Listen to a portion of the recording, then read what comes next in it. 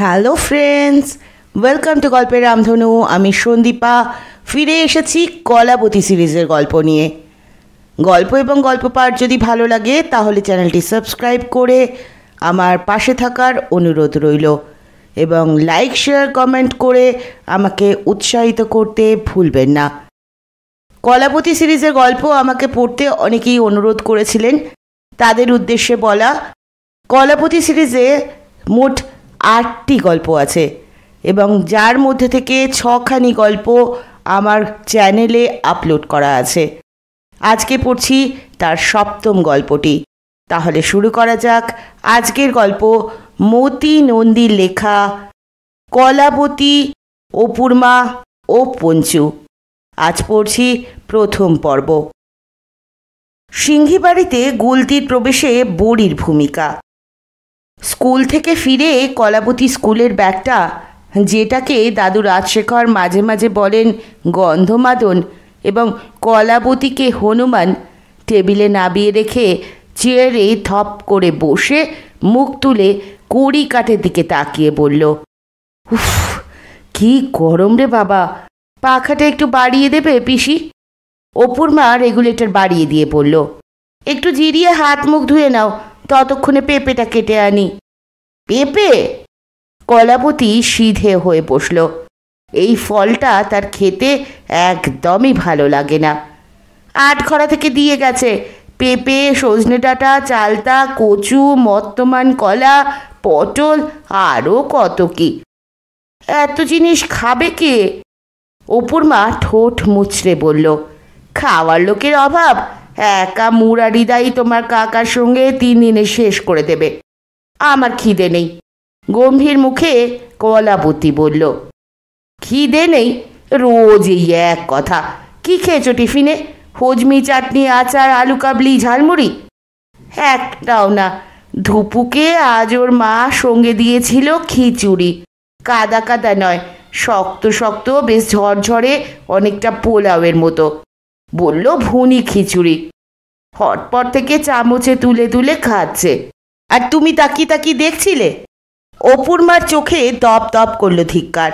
সেটা অগ্রাহ্য করে কলাবতী বলল, দেখছিলুমই তো, দেখবো না? কি জিনিস? কেন, তুমি কি কখনো খাওনি? এই তো কদিন আগে ভাদ্র মাসে ছোটবাবু বললেন বৃষ্টি হচ্ছে, আজ খিচুড়ি খাবো, করে দিলুম, বেগুনিও করলুম। সে তো গত বছর অগাস্ট মাসে, সেটা ছিল বেঙ্গলি খিচুড়ি, কিন্তু এই ভুনি খিচুড়ি। ধুপু যখন 1 চামচ মুখে ঢোকাচ্ছে আর একটা করে বড়ি ভাজা মুখে নিয়ে মরমর করে চিবোচ্ছে, কি বলবো পিসি, ওর চোয়াল দুটো কি বিউটিফুলি নড়াচড়া করছিল, আর মরমর সাউন্ডটা। কলাবতী বড়ি চিবোনোর শব্দ চোখ বন্ধ করে শুনে পড়ল। হ্যাঁ, আমি আর থাকতে পারলুম না। তুমি অমনি চেয়ে বসলে? চাইবই তো, আমার প্রাণ যে চাইছিল। কাকা তো আমাকে বলেই দিয়েছে, কালু, আত্মাকে কখনো কষ্ট দিবি না, দিলে ভগবানও তোকে কষ্ট দেবে। ফুচকা, চিকেন রোল খেতে তোর আত্মা যখনই চাইবে তখনই খাবি। চকলেট, আইসক্রিমের ক্ষেত্রেও একই নিয়ম। এসব খাওয়ার অপকারিতা নিয়ে যদি মাথা ঘামাতে চাস তাহলে বুড়ো বয়সে ঘামাবি। এখন যা পারিস সাটিয়ে যা। পিসি, আমি কিন্তু ধুপুর কাছে চাইনি, ও আমার মুখ দেখে নিজেই বলল, কালু একটু খেয়ে দেখবি? তখন যেসব কথা ভদ্রতা করে বলতে হয় বললুম। ধুপু আমার থেকেও 1 কাটি। দ্বিতীয়বার অনুরোধ না করে বলল, ঠিক আছে, খেতে হবে না। পড়লুম বিপদে, তাড়াতাড়ি বললুম, মাসিমার হাতের তৈরি বড়ির কি অমর্যাদা করা যায়? বলবো কি পিসি, সে কি বড়ি ভাজা, মোহন্তর পকড়িও সেই বড়ির ধারে কাছে আসে না। কথাগুলো বলার সঙ্গে সঙ্গে কলাবতী জিভ দিয়ে টাকরায় চকাত চকাত শব্দ তৈরি করলো। শুনতে শুনতে কালো হয়ে এলো অপূর্মার মুখ। গম্ভীর থমথমে মুখে ঘর থেকে বেরিয়ে যাওয়ার সময় বলল, পেঁপেটা নিশ্চয়ই মুখে রুজবে, ওটা আমার রান্না করা নয়। কলাবতী বুঝে গেল পিসি দারুণ চটেছে। কারো রান্নার প্রশংসা সহ্য করতে পারে না, ও চায় সবাই ওর রান্নারই গুণগান করুক। আর সত্যি সত্যি অপুর মার রান্নার হাতটা ভালো, বিশেষ করে নিরামিষ রান্নার। সেজন্য রাজশেখরের চাপা একটা গর্বও আছে। হাজার হোক অপুর মা তারই গ্রামের মেয়ে। আটঘরায় সিংহদের জমিদারি সেরেস্তায় অপুর মার ঠাকুরদা কানাই মোদক ছিল লেঠেলদের সর্দার। বগদিঘির মুখুজ্জেদের সঙ্গে জমি দখল নিয়ে একবার লাঠালাঠি করতে গিয়ে হাঁটু ভেঙে খোঁড়া হয়ে যায়। তখন তাকে করা হয় রাজশেখরের বাবার খাস ভৃত্য। অপুর মার বাবা সাতকড়ি তখন 11 বছরের। সমবয়সী সাতকড়ির কাছেই রাজশেখর গুপি সায়রে সাঁতার শেখেন। তার সাইকেল চালানোর শিক্ষাতেও সাতকড়ির হাত ছিল। একদিন কামরাঙা পাড়তে গাছে ওঠেন। ডালে জড়িয়েছিল একটা গোখরো সাপ। ফনা তুলে স্থির হয়ে 3 হাত দূর থেকে রাজশেখরকে লক্ষ্য করতে থাকে। সেই সময় ধাক্কা দিয়ে সাতকড়ি ফেলে না দিলে কি যে হতো তাই ভেবে এখনও তিনি শিউরে ওঠেন। গাছে চড়া কঠোরভাবে নিষিদ্ধ ছিল, তাই ব্যাপারটা দুজনেই চেপে যায়। সাতকড়ি যুবক হয়ে উঠতেই কানাই তাকে তারকেশ্বরে ডাল মাছ ভাতের একটা ছোট্ট পাইস হোটেল করে দেয়। অপূর্ব রান্নার হাত ছিল সাতকড়ির। একবার যে ধোকার ডালনা কি চালতা দিয়ে টকের ডাল খেয়েছে, তাকে আবার করুণাময়ী হোটেলে খেতে আসতে হবেই। এই করুণাময়ী অপুর মা। সাতকড়ি নিজের হাতে মেয়েকে রান্না শেখায়। বিয়ে দেয় 3 ক্রোশ দূরের এক পাঠশালার শিক্ষকের সঙ্গে, কিছু জমি জমা যৌতুক দিয়ে। তারকেশ্বরের হোটেলটি মৃত্যুর আগে সাতকড়ি দিয়ে যায় 3 ছেলেকে। 2 বছরের মধ্যেই রান্নার সুনাম হারিয়ে হোটেলের লোকসান শুরু হয়। 3য় বছরেই ছেলেরা হোটেল বিক্রি করে নিজেদের মধ্যে টাকা ভাগ করে নিয়ে তারকেশ্বর বাজারে মাছ আর আলু বেচতে বসে যায়। 3য় জন চায়ের দোকান দেয় বাজারেই। ইতিমধ্যে করুণাময়ী বিধবা হয়ে আটঘরায় ফিরে এসেছে। 3 ভাইয়ের ভিন্ন সংসার। বোনকে তারা একটা ঘর ছেড়ে দিল থাকার জন্য, কিন্তু খাওয়া পড়ার দায়িত্ব নিল না। যেটুকু নিজস্ব জমি জমা করুণাময়ী ছিল তাই দিয়ে সারা বছরের খরচ চালিয়ে অপুকে স্কুলে পড়ানো সম্ভব হচ্ছিল না। তখন সে খুঁজতে শুরু করে ভদ্রগোছের কোনো কাজ। রাজশেখর বছরে একবার আটঘরায় আসেন জমি পুকুর বাগানের বিলি বন্দোবস্তর জন্য। আগের মতো বিশাল জমিদারি আর নেই, তাই নেই নায়েব পাইক গোমস্তাদের বাহিনী। এখন শচীন হালদার নামে একজন কর্মচারী সম্পত্তি তদারক আর 2 জন ভৃত্য আর মালি বাড়ির রক্ষণাবেক্ষণ করে। বছরে 1-2বার আনাজ সবজি মাছ ফল ইত্যাদি তারা কলকাতায় পৌঁছে দিয়ে যায়। 4 দিনের জন্য রাজশেখর আটঘরায় আসবেন খবর পাঠিয়েছেন। সিঙ্গি বাড়িতে ধুম পড়ে গেল ঝাড় পোছের। বাগানের ঝোপ জঙ্গল সাফ হলো, কিন্তু রাজশেখরকে রান্না করে খাওয়াবে কে? গত বছর অস্থায়ী রাঁধুনির কাজ করেছিল মিষ্টির দোকানে যতীন। এখন সে মিষ্টি বানানো চাকরি নিয়ে শ্রীরামপুর চলে গেছে। শচীন হালদার 2 দিন হন্যে হয়ে খুঁজে না পেয়ে খোঁজার দায়িত্বটা দিলেন স্ত্রীকে। তিনি আধ ঘন্টার মধ্যে হাজির করলেন করুণাময়ীকে। আটঘরা পৌঁছানোর পর দুপুরে দোতলার দালানে ভাত খেতে বসে রাজশেখর চোখ কপালে তুললেন। মুহূর্তে মনে পড়ে যায় তার ছেলেবেলার কথা। এই বগি থালায় ঠিক এই জায়গায় মায়ের হাতে তৈরি পশমের রঙিন ফুলতোলা আসনে বসে তার বাবা ভাত খেতেন। থালার মাঝখানে স্তূপ করে থাকতো জুঁই ফুলের মতো ভাত। ভাতের পাশে 2-3 রকমের ভাজা, থালা ঘিরে 4-5টা বাটি। একটু দূরে দাঁড়িয়েছিলেন শচীন। রাজশেখর জিজ্ঞেস করলেন, এই আসনটা পেলে কোথায়, আর থালা বাটিগুলো? শচীনও জানতেন না আসন আর থালা বাটিগুলো এলো কোথা থেকে। মাথা চুলকে আন্দাজেই বললেন, ভাড়ারের কাঠের সিন্ধুকে তোলা ছিল, বার করে মাজালুম। কথাটা বলে আর চোখে তিনি পাশে তাকালেন। দরজার আড়ালে সাদা থান কাপড় পরা বিশাল এক ঘোমটায় মুখ ঢাকা 10 আশরি এক নারী মূর্তি দাঁড়িয়ে। ফিস ফিস করে সেই মূর্তি তখন বলল, ভাড়ার ঘরে নয়, রান্নাঘরের ওপরের তাকে ছিল থালাটা, আর আসনটা ছিল শোয়ার খাটের গদির নিচে। ফিসফিসিয়ে বললেও অপুর মার কণ্ঠস্বর 10-12 হাত বৃত্তের মধ্যে পরিষ্কার শোনা যায়, সুতরাং রাজশেখর শুনতে পেলেন। মধ্যাহ্ন ভোজনের মাঝপথে রাজশেখর শচীনকে বললেন, তোর ছেচকিটা আর একটু দিতে বলো তো। আড়াল থেকে বাটি হাতে বেরিয়ে এলো অপুর মা।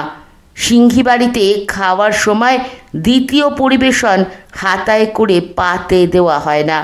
বাটিটা মেঝে রেখে মুখের সামনে কাপড় টেনে অপুর মা বলল, আর একটু কচু বাটা আর পোস্তর বড়া কি আনবো? রাজশেখরের মুখে হাসি খেলে গেল। বুঝলেন খাওয়ার সময় তার মুখের ভাব এই রাঁধুনিটি বেশ ভালোভাবেই লক্ষ্য করেছে। বললেন, নিয়ে এসো। খাওয়া শেষ করে রাজশেখর বিশ্রাম নিচ্ছিলেন ইজি চেয়ারে, রূপোর রেকাবিতে। এটাও রাজশেখর প্রায় 40 বছর পর দেখলেন। ছোট্ট ছোট্ট খিলির 4টি পা নিয়ে অপুর মা এলো, খিলিগুলো আটা লবঙ্গ দিয়ে। বাড়ি কোথায় তোমার? রাজশেখর হালকা চালে প্রশ্ন করলেন। ময়রাপাড়ায়। ভ্রু কুচকে উঠল রাজশেখরের। ময়রাপাড়া এবং সেখানকার লোকেদের তিনি চেনেন। তোমার নাম কি? বাবার কি নাম? বাবার নাম সাতকড়ি মোদক, আমার নাম করুণাময়ী। রাজশেখর বিদ্যুৎ স্পৃষ্টের মতো সোজা হয়ে গেলেন। তুমি সাতুর মেয়ে, কানাই মোদকের নাতনি? তাই বলো। সিঙ্গিবাড়ির আদব কায়দা কোথা থেকে জানলে এবার আমি বুঝতে পারছি। ঠাকুরদাকে আমার মনে নেই, এ বাড়িতে ছোটবেলায় বাবার সঙ্গে অনেকবার এসেছি। তোমার ঠাকুরদাকে আমার মনে আছে, তোমাকে দেখে এখন আরও মনে পড়ছে। রাজশেখর কৌতুকের ছলে বললেন। শুনে করুণাময়ী তার কৃষ্ণবর্ণ বিশাল চেহারাটাকে কুঁকড়ে যতটা সম্ভব ছোট করে নেওয়ার চেষ্টা করল। তারপর রাজশেখর খুঁটিয়ে জেনে নিলেন করুণাময়ীর বর্তমান অবস্থা। শেষে বললেন, কলকাতা যাবে আমার সঙ্গে? করুণাময়ী একটুও না ভেবে বলল, যাব। 4 দিন পর রাজশেখর মোটরে কলকাতা রওনা হলেন। পেছনের সিটে একটা পুটলি কোলে নিয়ে বসে অপুর মা। গাড়ি তারকেশ্বরের পাশ দিয়ে যাওয়ার সময় সে দুহাত কপালে ঠেকিয়ে তারকনাথের উদ্দেশ্যে প্রণাম জানিয়ে আঁচল দিয়ে চোখের জল মোছে। রাজশেখর তখন সামনের সিট থেকে মুখ ফিরিয়ে বলেন, তোমাকে চিন্তা করতে হবে না, অপুর সব ভার আজ থেকে আমার।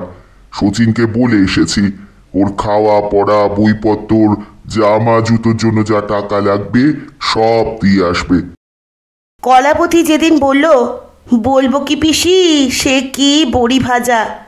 পরের শনিবারই অপুর মা নিজের থলি হাতে পাড়ার মুদির দোকানে গিয়ে 2-3 রকমের ডাল, কালো জিরে, পোস্ত আর হিং কিনে আনলো। ডাল ভিজিয়ে রাখলো গামলায়। পরদিন সকালে রান্নাঘরের কাজের বউ শকুন্তলাকে বলল, আজ আর তোকে অন্য কাজ করতে হবে না, ডালগুলো বাট। শীর্ণ দুর্বল চেহারার শকুন্তলা ডাল বাটছে রান্নাঘরের এক কোণে, আর অপুর মা গ্যাসের উনুনে বসানো কড়াইয়ে খুন্তি নাড়তে নাড়তে মাঝে মাঝে তাকিয়ে দেখছে। এক সময় সে বলল, ও কি বাটনা হচ্ছে? নোড়াটা ভালো করে চেপে ধরে বাট। গতরে কি জোর নেই? ক্ষীরের মতো মিহি না হলে কি বড়ি হয়? তারপর গজগজ করতে করতে বলল, ধুপুরমার ভাজা বড়ি খেয়ে কালু দিদি মুচ্ছ গেছে। অমন বড়ি নাকি পৃথিবীতে আর কেউ তৈরি করতে পারে না।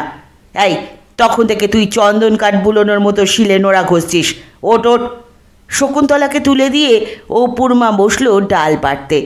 15 মিনিটের মধ্যে 3 কেজি মটর, বিউলি আর মুসুর ডাল কাদার মতো করে দিয়ে শকুন্তলাকে বলল, হাঁ করে দাঁড়িয়ে দেখছিস কি? গামলাটা নিয়ে আয়, ফ্যাটাতে হবে। 3 তলার ছাদে শুরু হলো বড়ি দেওয়ার অনুষ্ঠান। বড় একটা শীতল পাটির ওপর রাজশেখরের পুরনো একটা লন্ড্রিতে কাচানো ধুতি বিছিয়ে রাখা, শাড়ি দেওয়া থালায় স্তূপ করে রাখা নানান রকমের বাটা ডাল, তার কোনোটা ভাজা বড়ির জন্য, কোনোটা মশলা বড়ির, কোনোটা পলতা বড়ির, কোনোটা লাউ দিয়ে বাটা, কোনোটা শুধুই পোস্তর। একটা স্তূপের এক রং। অপুর মা স্নান করে পাট ভাঙা থান পরে একটা রেকাবিতে ধান, দূর্বা আর সিঁদুর নিয়ে বসল। পাশে উবু হয়ে বসল কলাবতী। তার পাশে দাঁড়িয়ে শাক হাতে শকুন্তলা। একটু দূরে সিঁড়িঘরের ছায়ায় দাঁড়িয়ে রাজশেখর, তার পাশে মুরারি। অপুর মা হিং দেওয়া মশলা বড়ির জন্য বাটা ডালের স্তূপ থেকে খানিকটা তুলে বিছানো কাপড়ের মাঝামাঝি জায়গায় বসিয়ে আঙুল দিয়ে টিপে টিপে মন্দিরের চূড়ার মতো করল।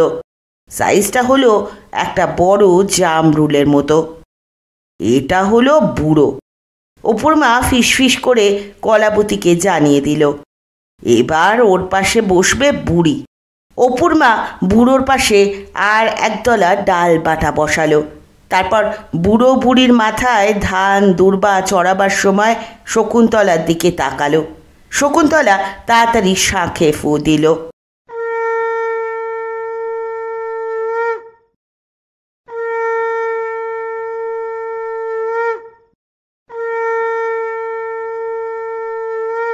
বুড়ো বুড়ির ওপর সিঁদুরে টিপ পরিয়ে অপুর মা জোর হাতে প্রণাম জানালো। কালুদি, প্রণাম করো। একটু জোরে ফিসফিস করলো অপুর মা এবং সবাই শুনতে পেল। কলাপতি তাড়াতাড়ি দুহাত কপালে তুলল, শকুন্তলাও তাই দেখে রাজশেখর এবং তাকে দেখে মুরারি হাত জোর করে কপালে ঠেকালো। পিসি, বুড়ো বুড়ি দুটো খাওয়া যাবে? যাবে। কে খাবে? বাড়ির কর্তা আর গিন্নি, তোমার দাদু আর তুমি খাবে। এত ডাল বাটা সব বড়ি আজকেই দেবে? কলাপতি অবাক হয়ে বলল।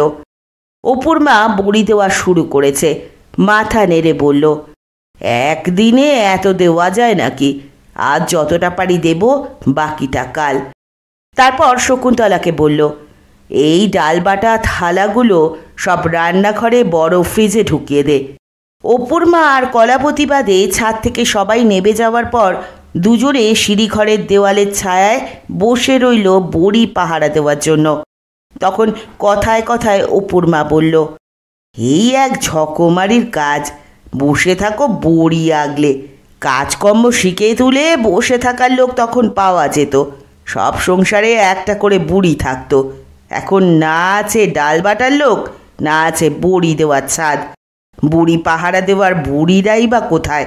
আমার ছিল জেঠিমা, বাড়ির উঠোনে বড়ি দিয়ে ঘরের দাওয়ায় সারা দুপুর বসে থাকতো একটা গুলতি আর ছোট ছোট পোড়া মাটির গুলি নিয়ে। কাকপক্ষী বড়ির কাছে এলেই গুলতি দিয়ে পটাং করে গুলি ছুটত, আর ধারে কাছে কেউ আসতো না। পিসি, তুমি গুলতি ছুটতে পারো? অপুর মা ভ্রু তুলে কলাবতীর মুখের দিকে কয়েক সেকেন্ড তাকিয়ে বলল, পারি মানে? জেঠিমার গুলতি দিয়ে মাঠের ইঁদুর মেরেছি, সাপ মেরেছি, কোলা ব্যাং মেরেছি, ডাকাতও তাড়িয়েছি। ডাকাত? কি করে? বিস্ময়ে কলাবতীর চোখ কপালে উঠল। কি করে আবার? অন্ধকার রাতে চুপি চুপি গুলতি মেরে। কোথায় ডাকাত পড়েছিল? তোমাদের বাড়িতে? পাশের ভুলু কাকাদের বাড়িতে, বেশ পয়সাওয়ালা। কলকাতায় মিষ্টির দোকান, এখন আরও একটা করেছে চন্দননগরে। ডাকাত পড়ল রাত 11টা নাগাদ। এখনকার মতো ইলেকট্রিক আলো তো তখন ছিল না, ঘুটঘুটে অন্ধকার। ডাকাতদের সঙ্গে কেরোসিনের মশাল আর 4 ব্যাটারির টর্চ। পাড়ার সবাই দরজা জানলা এঁটে ঠক ঠক করে ঘরের মধ্যে কাঁপছে।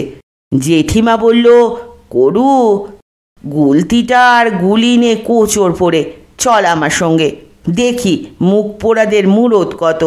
গুলতি তো নিলুম, গুলি দেখি 2টো মাত্র রয়েছে। জেঠিমা বলল, ঠিক আছে, আমার তো অক্টোপসের নিচে কৌটোয় খোলা ছাড়ানো আস্ত সুপুরি আছে, তাই নিয়ে আয়। একটা সুপুরি গুলির সাইজের।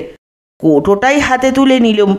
জেঠিমা আর আমি বেরিয়ে অন্ধকারে আদারের কচু বনের বড় বড় পাতার আড়াল দিয়ে অপুর মা গলা নাবিয়ে ফিসফিস করে এমনভাবে বলল, এই ভর দুপুরে কলাবতীর গা ছমছম করে উঠল। ঢোক গিলে এসে বলল, তারপর পিসি? তারপর আমরা কাদা মারিয়ে ফণি মনসা গাছ ঠেলে পৌঁছলুম ভুলু কাকাদের কলা বাগানে।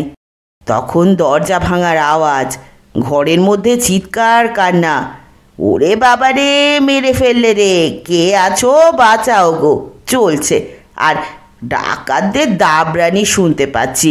দরজা খোল, দা দিয়ে কেটে কুচি কুচি করে রেখে যাব।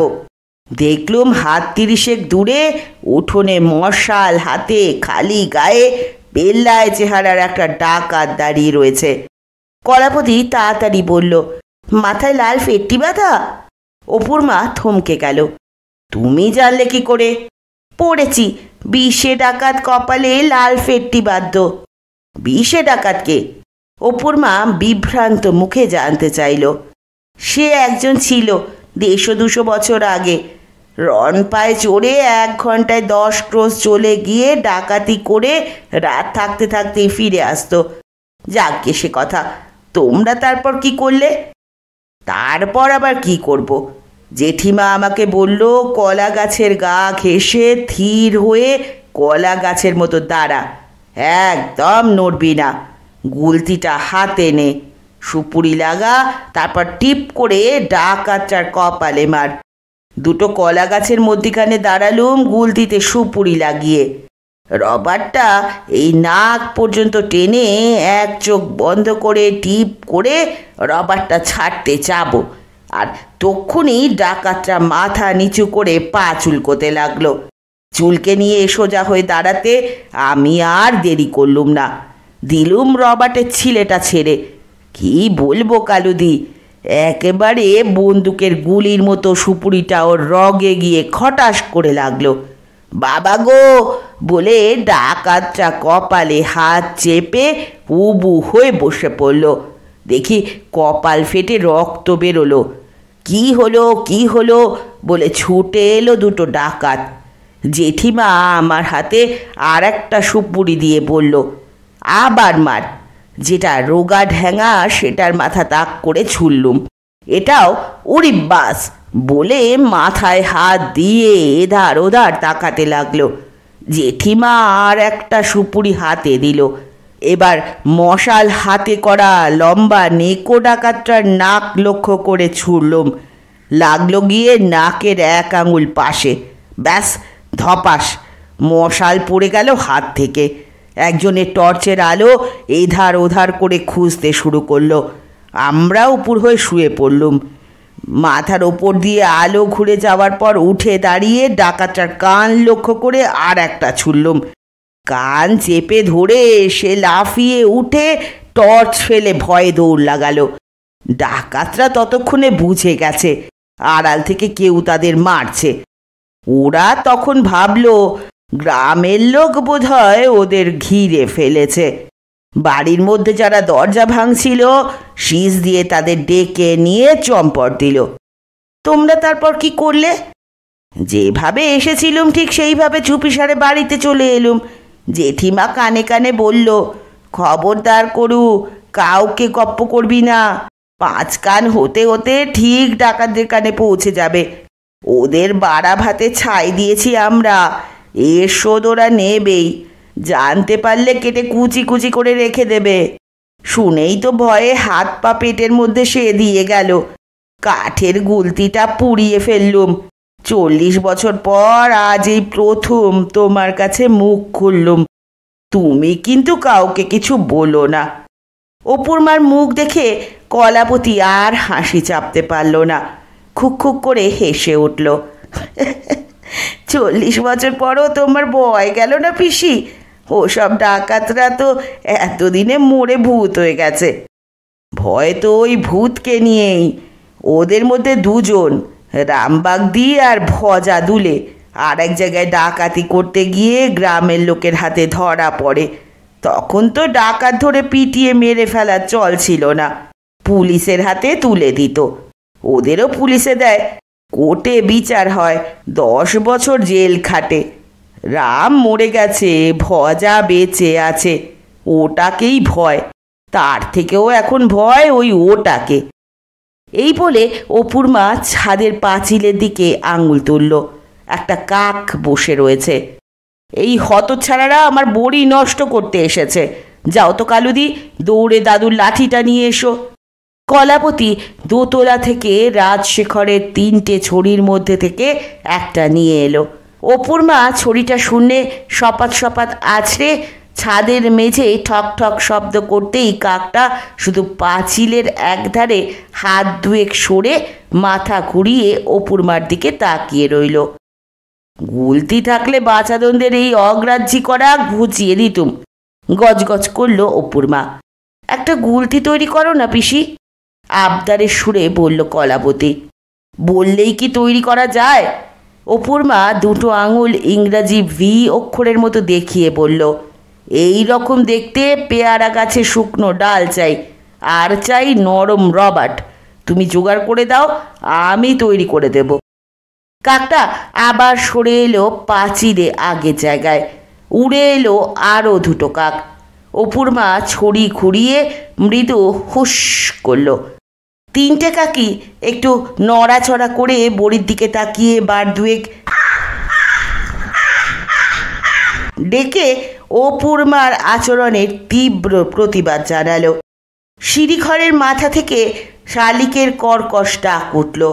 অপুর মা বিরক্ত হয়ে ওপর দিকে মুখ তুলে জ্বালিয়ে মারলে মন্তব্য করে বড়ি সমেত শীতল পাটিটা সিঁড়িঘরের মধ্যে টেনে আনলো।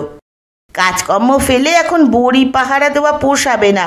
কালুদি, পাটিটার একটা দিক ধরো, একতলার রকে নিয়ে যাই, ওখানে রোদ আছে।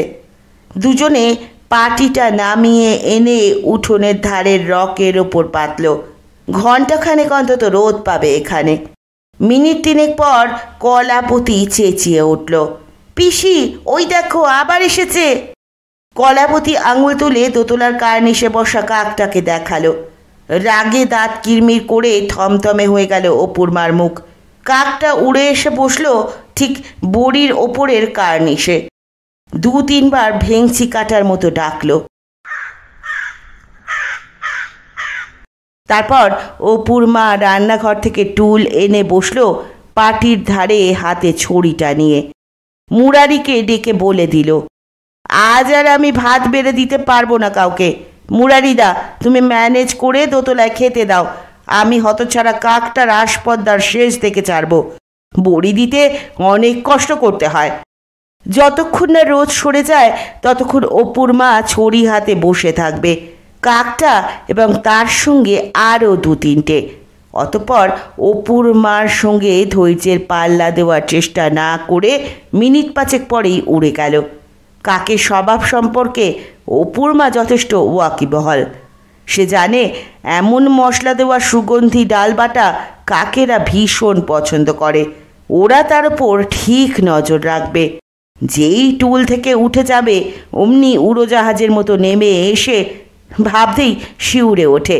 সব বড়ি এঁটো করে ছড়িয়ে ছিটিয়ে নষ্ট করবে।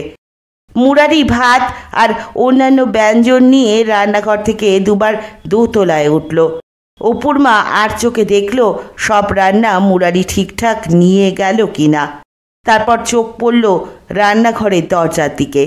ধূসর রঙের একটা হুলো বেড়াল ধীরে সুস্থে রান্নাঘরের ভেতর থেকে বেরিয়ে এসে দরজার সামনে উবু হয়ে বসে তৃপ্তি ভরে ঠোঁট চাটল।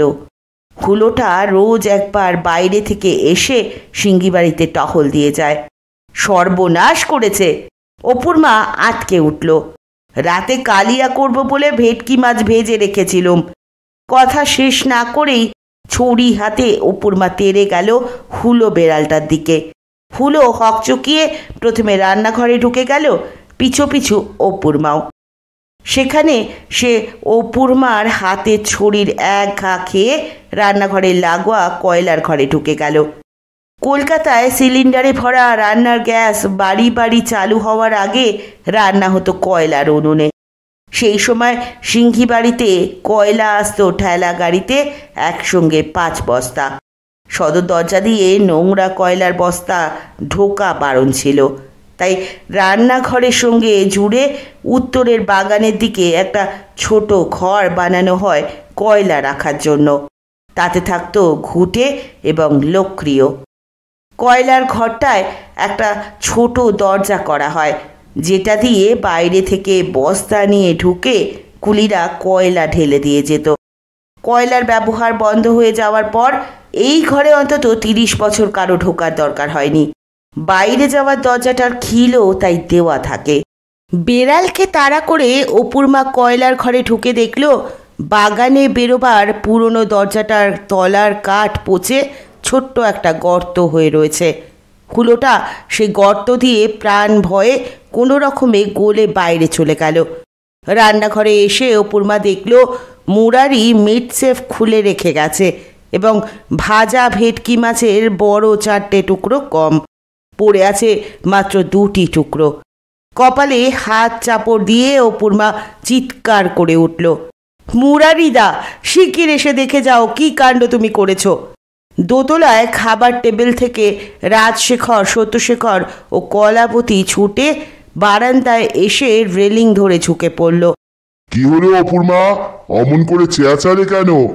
রাজশেখর উদ্বিগ্ন স্বরে জানতে চাইল। উফ, কি গলা রে বাবা, ডাকাতদেরও পিলে চমকে যাবে। সত্যশেখর এটো হাত চাটতে চাটতে বলল, কি হয়েছে কি হয়েছে? বলতে বলতে মুরারি সিঁড়ি দিয়ে নেমে এসে রকের দিকে তাকিয়েই থমকে গেল। কাণ্ড যে এদিকে হয়ে গেল অপুর মা, শিগগির এসে দেখে যাও। রান্নাঘর থেকে বেরিয়ে এসে অপুর মা তার বড়ির দিকে তাকিয়েই থ হয়ে রইল। বড়িগুলো ছত্রখান। 2টো কাক বড়িগুলো মারিয়ে কাপড়ের ওপর হেঁটে হেঁটে কপা কপ করে বড়ি গিলছে। এই দৃশ্য দেখে অপুর মার মুখ দিয়ে আর স্বর বেরোলো না। মুহ্যমানের মতো থপ করে শুধু টুলে বসে অস্ফুটে শুধু বলল, খা খা, সব খেয়ে নে। মুরারি বরং হই হই করে কাক তাড়িয়ে পাটিটা টেনে সরিয়ে এনে বলল, কেমন পাহারা দিচ্ছিলে, এবার বড়িগুলো তুমিই খেও, হুঁশ রাখুনি, কাকশালিকে উড়ে বেড়াচ্ছে। গম্ভীর শান্ত গলায় অপুর মা দাঁত চেপে বলল, খাবো, আমিই খাবো, আর মাছের যে 2টো টুকরো পড়ে রয়েছে সে 2টো তুমি খেও। 2টো পড়ে আছে? 6টা ছিল তো। ছিল, যদি হুঁশ রাখতে বেড়াল ঘুরে বেড়াচ্ছে তাহলে মিট সেফটা হাঁ করে খুলে রেখে যেতে না। মুরারি চমকে উঠে রান্নাঘরে দৌড়লো এবং ফিরে এসে মাথার চুল টেনে বলল, মানিকতলা বাজারে ওই একটাই এত বড় ভেটকি আজ এসেছিল, 3 কিলোর। কাটিয়ে পেটি থেকে 8 কিলো আনলুম ছোট বাবুর কথা ভেবে। তারপরই সে হুঙ্কার দিয়ে বলল, কোথায় গেল সেই মা ষষ্ঠীর বাহন? আজ ওর পিণ্ডি চটকে ছাড়বো। আজ কেন, 15 দিন ওর ন্যাজের ডগাটিও দেখতে পাবে না। অপুর মা এরপর মনোযোগ দিল বড়ির দিকে। কত স্বাদ করে বড়ি দিলুম কালু দিদিকে খাওয়াবো বলে। ঠিক আছে, এখনও তো ডাল বাটা অনেকটা ফ্রিজে তোলা আছে, কাল আবার আমি বড়ি দেব। এবার দেখি বাছাধর আমাকে ফাঁকি দিয়ে খেয়ে পালাতে পারে কিনা। থাকতো যদি এখন আমার সেই গুলতিটা, তাহলে জমের বাড়ি পাঠিয়ে দিতুম। 40 বছর আগের গুলতিটার কথা মনে পড়তেই অপুর মার মাথায় রক্ত ছুটে গেল। বিড়বিড় করলো দাঁতে দাঁত চেপে, ডাকাত তাড়িয়েছি আর কাক তাড়াতে পারবো না? দোতলার বারান্দায় দাঁড়িয়ে অপুর মার কথা শুনে রাজশেখর হাসছিলেন। পাশে দাঁড়ানো সত্যশেখরকে বললেন, ভীষণ রেগে গেছে, দেখ ঠিক এবার একটা গুলতি বানিয়ে কাক মারবে। কানাই মোদকের নাতনি তো। জানো দাদু, পিসি ছেলেবেলায় গুলতিতে সুপুরি লাগিয়ে ডাকাতদের মেরে তাড়িয়েছিল। হ্যাঁ, সত্যি বলছি, পিসি আজই আমায় বলল। গুল মেরেছে? গম্ভীর স্বরে কথাটা বলে সত্যশেখর খাবার টেবিলে ফিরে গেল। তার পিছু পিছু কলাবতীও এসে খাবার টেবিলে বসল। কাকা, তুমি ও কথা বললে কেন? বললুম এজন্য যে গুলতি মেরে ডাকাত তাড়ানো যায় না, ছিচকে চোর হয়তো তাড়ানো যায়। ডাকাতদের সঙ্গে কি সব অস্ত্র থাকে জানিস? জানি, লাঠি, বন্দুক, রামদা, তীর ধনুক, তলোয়ার। কলাবতী নামতা পড়ার মতো করে বলে গেল। ওসব ছিল বাজ পাখি, রেঘো, বিষে আর কালো পাঞ্জার আমলের অস্ত্র। এখন ওদের সঙ্গে থাকে বোমা, পিস্তল, পাইপ গান, রিভলভার, ভোজালি। তখন ছিল রনপা, এখন মোটর বাইক। অপুর মা একবার এদের সামনে পড়ুক, বোমা মেরে গুলি করে গুলতি দফা রফা করে দেবে। কালু, দেখ তো ওটায় ফুলকপির মতো কি যেন একটা রয়েছে। সত্যশেখর আঙুল দিয়ে টেবিলে রাখা চিনে মাটির বোলটা আঙুল দিয়ে দেখালো। কলাবতী মাথা কাত করে তাকিয়ে দেখে বলল, কড়াইশুঁটি, টমেটো, ফুলকপি আর ভেটকি মাছ দিয়ে কি যেন একটা রান্না। ঘি, গরম মশলার দারুণ একটা গন্ধ পাচ্ছি। শুনেই সত্যশেখরের চোখ জল জল করে উঠল। বাবা টেবিল থেকে উঠলে আর বসেন না, সেকেলে বুর্জোয়া জমিদারি কেতা। তুই তো ভেটকি মাছ একদমই পছন্দ করিস না, নিশ্চয়ই এটা খাবি না। তাহলে বোলটা আমার দিকে ঠেলে দে। তাজ্জব বিভ্রান্ত কলাবতী প্রতিবাদ করে উঠল, কাকা, আমি ভেটকি মাছ ভীষণ ভালোবাসি। সত্যশেখর হতাশ স্বরে বলল, হ্যাঁ, ভালোবাসিস? আমি তো জানতাম তুই শুধু গলদা চিংড়ি ভালোবাসিস। শুধু গলদা কেন, ভেটকি, ইলিশ, ট্যাংরা, গুলে আর পার্শে সব ভালোবাসি। তুমি একাই পুরোটা খাবে তা কিন্তু হবে না, মনে রেখো এটা 3 জনের জন্য পিসি রেঁধেছে। ঠিক আছে, তাহলে দুজনেই শেয়ার করে খাবো। রাতে তো মাছ পাবো না, বিড়ালে খেয়ে গেছে। কালু, এই বিড়াল আর কাকদের শায়েস্তা করা দরকার। পাকা ভেটকি মাছের পেটি একটা রেয়ার জিনিস। কত কষ্ট করে মুরারি কিনে আনলো, আর সেটার অর্ধেকটা কিনা একটা জানোয়ারের পেটে চলে গেল। এসব এদেশেই সম্ভব। কাকা, তুমি কথায় কথায় এদেশ নিয়ে কোটা দিয়ে বিলেত টেনে আনো। কই, বর্দি তো একবারের জন্য বিলেতের নামও উচ্চারণ করে না, অথচ তোমরা দুজনে একই সঙ্গে ইংল্যান্ডে থেকেছ। তুমি ব্যারিস্টার হয়েছ, বর্দি এডুকেশনে ডক্টরেট করেছে। কলাবতীর মৃদু ভৎসনা শুনে সত্যশেখর মুখ নামিয়ে বলল, হয়েছে হয়েছে, বর্দির গুণ আর গাইতে হবে না। বোলটা এদিকে ঠেলে দে। বোলটা কাকার দিকে সরিয়ে দিয়ে কলাবতী বলল, পিসি কাল হুলুস্থুলু কাণ্ড বাঁধাবে। সত্যশেখর জিজ্ঞাসু চোখে তাকিয়ে বলল, কি রকম? আবার বড়ি দিতে বসবে, আবার কাক আসবে, পিসি আবার দাদুর ছড়িটা নিয়ে ডাকাতি গলায় হুঙ্কার দিয়ে কাক তাড়াবে। কালু, তোর শেয়ারটা তুলে নে, নইলে ভুল করে পুরোটাই খেয়ে ফেলবো। দারুণ রেঁধেছে। হ্যাঁ রে, হঠাৎ বড়ি দেওয়ার শখ হলো কেন অপুর মার? বোল থেকে চামচ দিয়ে মাছ, কপি, আলু ইত্যাদি নিজের প্লেটে তুলে নিতে নিতে কলাবতী বলল, পিসিকে বলার মধ্যে শুধু বলেছিলুম টিফিনে ধুপু খিচুড়ি খাচ্ছিল বড়ি ভাজা দিয়ে। ওর মা বাড়িতে বড়ি দিয়েছিলেন, আমি খানিকটা খিচুড়ি আর গোটা চারেক ভাজা বড়ি খেলুম, মানে দুপুর অফারটা আর ফেরালুম না। খুব ভালো করেছিস। দুপুরে যা খিদে পায় স্কুলে, একটা টিনের তোরঙ্গয় গরম মাংসের প্যাটিস নিয়ে রহমান বসতো টিফিনের সময় স্কুল গেটে। গোটা চারে খেয়ে মনে হতো কিছুই খাওয়া হলো না, গোটা তোরঙ্গটাই খেয়ে ফেলতে ইচ্ছে করতো, কিন্তু পকেটে তো আর পয়সা নেই। 30 বছর আগে খাওয়া রহমানের প্যাটিসের স্বাদটা আবার জিভে অনুভব করার চেষ্টা করে সত্যশেখর বলল, যেমন মুড়মুড়ে তেমনই টেস্টি। কত তো দোকান পার্ক স্ট্রিটে, দূর দূর একটাও কেউ রহমানের তোরঙ্গের কাছে লাগে না। এই বলে সে চামচের দিকে হাত বাড়ালো। আমিও তো ঠিক এই কথাই বলেছিলুম পিসিকে, কি দারুণ বড়ি ভাজা, মোহন্তের পকড়িকেও হার মানিয়ে দেবে। ব্যাস, পিসি রাতে ঘা পড়ল। অন্যের রান্নার প্রশংসা একদম সহ্য করতে পারে না, সেটা তো তুমি জানো। জানি বলেই তো সেদিন অপুর মাকে শুনিয়ে শুনিয়ে বললুম, কি দারুণ ঢোকার ডালনা খেলুম হাইকোর্ট পাড়ার ফুটপাতের হোটেলে। মনে আছে তোর? খুব মনে আছে। পরের দিন রাতেই তো। কাকা, ও মাছটা কিন্তু আমার শেয়ারের। কলাবতী হাত তুলে কাকাকে থামিয়ে দিল। অপ্রতিভ সত্যশেখর তাড়াতাড়ি চামচে তোলা ভেটকির টুকরোটা বলে নামিয়ে রেখে বলল, বলেছিলুম তো আমার ভুল ও মন। ধোকাটা অপুর মা রেঁধেছিল কেমন বলতো? তুলনাহীন, অতুলনীয়। কারেক্ট, ম্যাচলেস, ভোজন বিলাসীর সুখানন্দ। কালু, বাংলা ভাষাটা আমিও জানি রে, পারিস তো ওর কাছ থেকে রান্না শিখে নে। ওরে বাবা, রান্নাঘরের ধারে কাছে আমায় ঘেঁষতে দেয় না, বলে রং কালো হয়ে যাবে, গরম তেলে ছিটে লেগে ফোসকা পড়ে দাগ হবে। আচ্ছা কাকা, আমার এই গায়ের রং আরও কি কালো হওয়া সম্ভব? কালু, পৃথিবীতে অসম্ভব বলে কিছু নেই। তুই যত কালো হবি ততই তোকে সুন্দর দেখাবে। পিসিকে পটিয়ে পাঠিয়ে ওর অ্যাপ্রেন্টিস হয়ে রান্নাঘরে ঢুকে যা। কি জিনিস যে বাবা আটঘরা থেকে তুলে এনেছেন, শুধু ওর গলার ডেসিবেলটা যদি অর্ধেক কমানো যেত। সত্যশেখর মাথা নাড়ল আফসোসে। দাদু তো পিসিকে এনেছে কানাই মোদকের নাতনি আর ছোটবেলার বন্ধু সাতকড়ির মেয়ে বলে। কানাই মোদক ছিল আটঘরার লেঠেল সর্দার, তার মানে ডাকাতের ওপরেও আর এক কাটি। দাদু বলেছিল, ওর চেহারা আর গলার আওয়াজ শুনেই আমার মনে পড়ে গেল ছোটবেলায় দেখা কানাই মোদককে। তারপর যখন শুনলাম সাতকড়ির মেয়ে, আর দ্বিতীয় চিন্তা করতে হয়নি।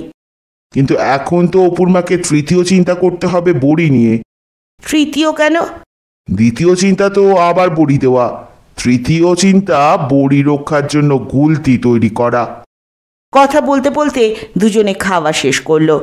বড়ি নষ্ট বা বেড়ালের মাছ খেয়ে যাওয়াটাকে দুজনেই কোনো গুরুত্ব দিল না, বরং হাসাহাসি করলো গুলতি মেরে অপুর মার ডাকাত তাড়ানোর গল্প নিয়ে। গুলতির জন্য শ্যামার কামারশালে। অপুর মার জেদ আর গোয়ার তুমি যে শুধু মুখের কথা নয়, সেটা বিকেলেই কলাবতী বুঝে গেল। কালো দিদি, আমার সঙ্গে চলো তো পেছনের মালোপাড়া বস্তিতে। মুরারিদা বলল সেখানে একটা কামারশাল আছে। অপুর মার স্বরে তারা, কথার ভঙ্গিতে ব্যস্ততা। ধবধবে দামি থানের ওপর গায়ে মুগার চাদর জড়ানো, পায়ে চামড়ার চটি। বাড়ির বাইরে বিশেষ কাজে যেতে হলে অপুর মাকে এই সাজে যেতে হয় রাজশেখরের নির্দেশে। কলাবতী অবাক হয়ে বলল, কামারশাল? সে আবার কি? সেখানে যাবে কেন? আরও অবাক হয়ে অপুর মা বলল, সে কি কামারশাল কি জানো না? সারাশি, খুন্তি, হাতা, সাঞ্চা, চাটু, গজাল, লাঙলের ফলা, আংটা, এইসব কামাররা যেখানে তৈরি করে তাকেই কামারশাল বলে। আমাদের আটঘরায় ছিল সূর্যি কামার, ওর বাড়িতেই ছিল কামারশাল। এক হাত দিয়ে সে মাঝে মাঝে হাঁপড় টেনে হাওয়া চালিয়ে কয়লার আগুন উস্কে গনগনে করত, আর অন্য হাতে সেই কয়লার মধ্যে ঢোকানো লোহাটাকে সারাশিতে ধরে উল্টে পাল্টে দিত।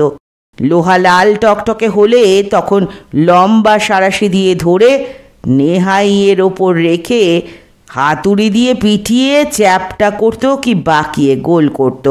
ডাকাতে ভুলু কাকার ঘরের দরজার লোহার হুড়কো ভেঙে দিয়েছিল। সূর্যি কামার পরের দিনই নতুন একটা বানিয়ে দেয়, সেই সঙ্গে মোটা একটা শিকলও। তোমাকে মুখে বলে কামারশাল বোঝাতে পারবো না। এখন চলো তো আমার সঙ্গে। মুরারিদাকে বললুম আমাকে কামারশালটা একবার দেখিয়ে দাও।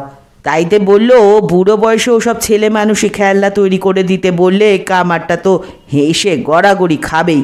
আর মালোপাড়ার বাচ্চারা আমাকে দেখলেই আঙুল দিয়ে দেখিয়ে বলবে, বুড়ো খোকা গুলতি ছোড়ে, বুড়ো খোকা গুলতি ছোড়ে। মুরারিদা তাই বলল, যেতে হয় তুমি একাই যাও, আমি গুলতির মধ্যে নেই। এবার কলাপতি বুঝতে পারল পিসি কেন মালোপাড়ায় কামারশালে যেতে চাইছে। লোহার গুলতি বানিয়ে কাকেদের ভয় দেখিয়ে বড়ি রক্ষার জন্য পিসি যে এমন জেদ ধরবে, সেটা শত চেষ্টা করেও সে কল্পনায় আনতে পারবে না। তার খুব মজা লাগলো অপুর মার গম্ভীর উৎকণ্ঠিত মুখ দেখে। মুরারিদার এমন একটা কথা বলা খুব অন্যায় হয়েছে। গুলতি সব বয়সের মানুষই চড়তে পারে। পিসি, 1 মিনিট দাঁড়াও, আমি চটিটা পরে আসি, তোমার সঙ্গে যাব। মিনিট 5 মধ্যেই দুজনে বেরিয়ে পড়ল মালোপাড়ার উদ্দেশ্যে। সিঙ্গিবাড়ির পশ্চিমে 8 ফুট উঁচু পাঁচিল, পাঁচিল ঘেঁষে মাটি আর খোয়ার সরু গলি চলে গেছে একটা পানা পুকুরের ধার দিয়ে দক্ষিণে। এটাকে বলা হয় পগার গলি। সেই পুকুরে গোটা মালোপাড়া কাপড় কাচে, বাসন মাজে এবং স্নান করে। বাড়ির ছাদ থেকে কলাবতী দেখেছে গরমের দিনে ছোট ছেলেমেয়েরা দুপুরে সাঁতারও কাটে। পুকুরটার ধারে একখণ্ড জমি, সেখানে ছেলেরা ফুটবল খেলে, বাঁশের পোস্ট পুঁতে রাবারের বল দিয়ে ক্রিকেটও খেলে। মাঠের ধারেই মালোপাড়া। পগার গলি দিয়ে কচ্ছিত যাতায়াত করে লোকজন। পাঁচিলের একটা ছোট্ট একপাল্লা লোহার দরজা দিয়ে পগার গলিতে যাওয়া যায়।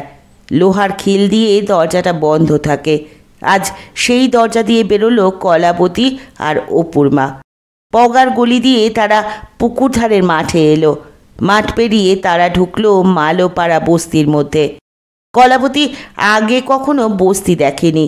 4 হাত চওড়া মাটির রাস্তায় মুখোমুখি বাড়ি বা ঘরের সারি।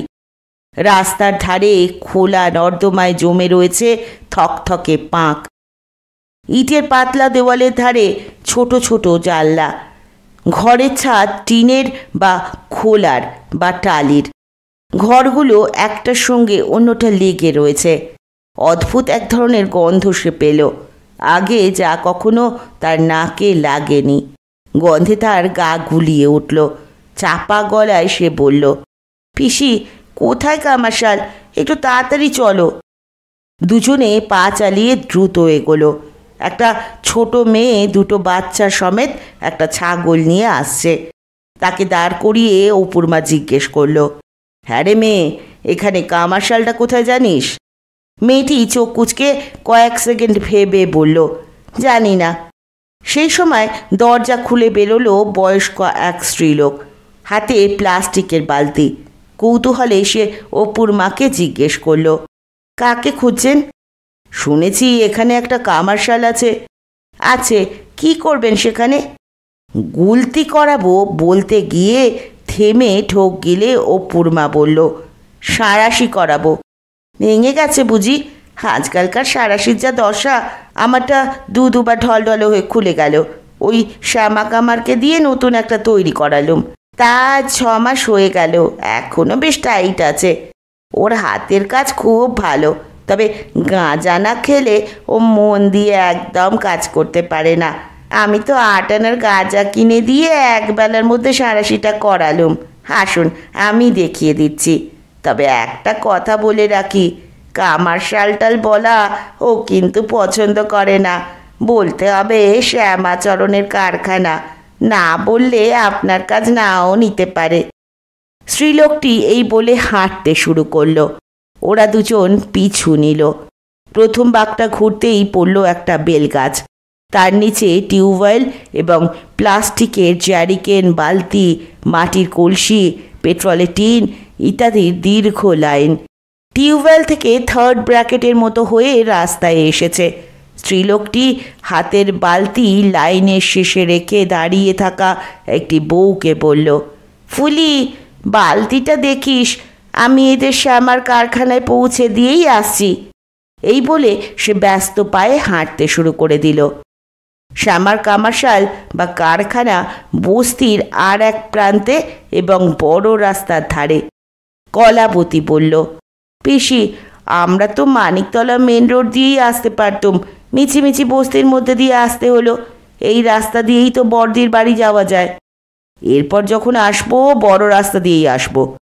একটা টালির চালের ঘরের দরজার সামনে দাঁড়িয়ে স্ত্রীলোকটি বলল, এইটাই শ্যামার কারখানা, ও ভিতরে রয়েছে, যান কথা বলুন। তারপর ফিসফিসিয়ে বলল, আমি 4টে টাকা আর গাঁজা দিয়ে সাঁড়াশি করিয়েছি। আপনি কিন্তু এর বেশি দিয়ে রেট খারাপ করে দেবেন না। ও যদি চায় 10 টাকা, আপনি তখন বলবেন 3 টাকা। তারপর দর কষাকষি করে রাজি হবেন 4 টাকায়। মনে রাখবেন, তাড়াতাড়ি পেতে চান যদি, তাহলে ওই গাঁজাটা দিতে হবে। চলুম, খাবার জল নিয়ে ঘরে যেতে হবে। স্ত্রীলোকটি ব্যস্ত হয়ে চলে গেল। অপুর মা বলল, দেখলে কালু দিদি, মানুষটা কত ভালো, কি উপকারটাই না করলো উপচাচক হয়ে। গরিব লোকেরাই এটা করে। পরিহাসের স্বরে কলাবতী বলল, উপকার তো নিশ্চয়ই করলো। কামার্শাল না বলে কারখানা বলতে হবে, নয়তো অর্ডার নেবে না। আর আর্জেন্ট পেতে হলে 8 আনার গাঁজা ঘুষ দিতে হবে। এই পরামর্শ দিয়ে উনি তো উপকারই করলেন। অবাক হয়ে অপুর মা বলল, এটা উপকার করা নয়। আমার একটা লোহার গুলতি এক্ষুনি চাই। বাগানে আজ দুপুরে দুটো পেয়ারা গাছে কাটার মতো একটা ডালও পেলুম না, যা দিয়ে গুলতি বানানো যায়। কাঁচা কাঠের গুলতি তো মট করে ভেঙে যাবে। কাঠ শুকিয়ে শক্ত হতে হতে আমার বুড়ি ততদিনে কাক শালিকের গব্বায় চলে যাবে। শুনছিলেন কলাবতী, অপুর মা ও পঞ্চুর প্রথম পর্ব। খুব তাড়াতাড়ি ফিরব দ্বিতীয় পর্ব নিয়ে। ততক্ষণ পর্যন্ত সকলে ভালো থাকবেন, সুস্থ থাকবেন, পাশে থাকবেন। নমস্কার।